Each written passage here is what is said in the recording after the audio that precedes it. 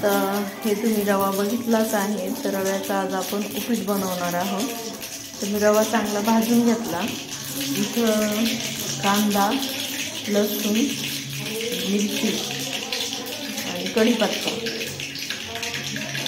इकडं मी फोडणीला तेल गरम करून त्याच्यात मोहरी टाकून घेतली। त्याच्यामध्ये मी जिरे चांगले तडतडले, याच्यात मोहरी चांगली तडतडली, याच्यात जिरे टाकायचे, मिरच्या, कढीपत्ता, लसूण,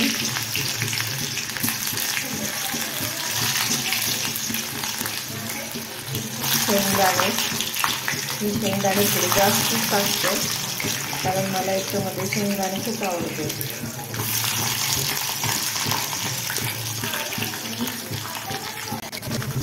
मिरच्या त्या चांगल्या परतल्या, त्याच्यामध्ये मी कांदा टाकते।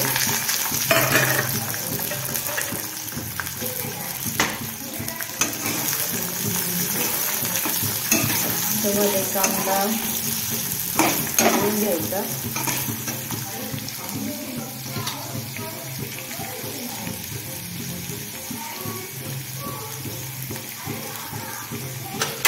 थोडीशी हळद घालायची।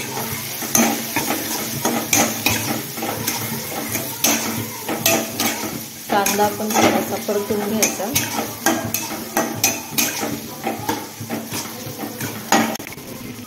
त्यामध्ये मी रवा घालून घेते। रवा हा चांगला हलवून घ्यायचा।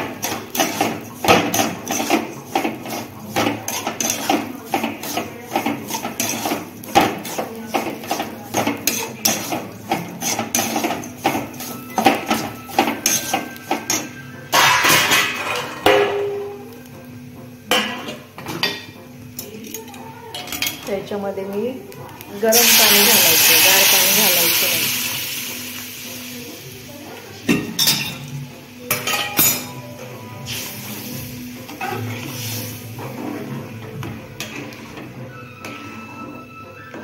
हे हलवून घ्यायचं, म्हणजे याच्यातल्या गुठळ्या झाल्या की नाही कळतात।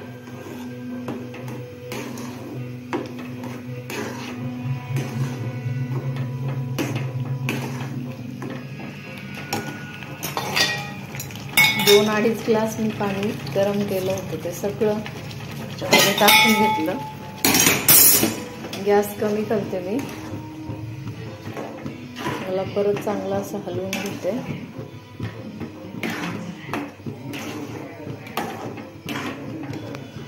याच्यामध्ये टोमॅटो पण टाकू शकता तुम्ही, मला याच्यामध्ये टोमॅटो नाही आवडत तर मी नाही टाकलं। आता चवीनुसार मीठ टाकून घ्यायचं। याला हलवून घ्यायचं।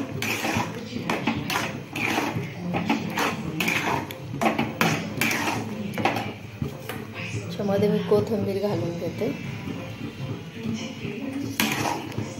परत त्याला हलवून घेते।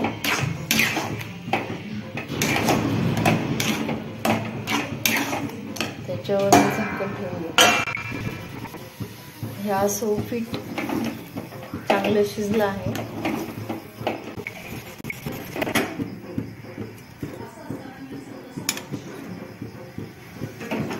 हे एकदम सिंपल उपीट आहे, हे कधी पण करू शकता तुम्ही।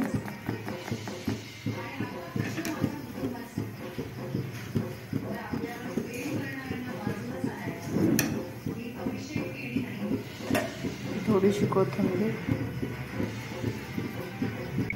त्याच्यामध्ये मी तूप टाकलं। एकदा नक्की ट्राय करा, खूप चवदार होतं हे, नाश्त्यासाठी एकदम छान आहे। चला तर बाय बाय।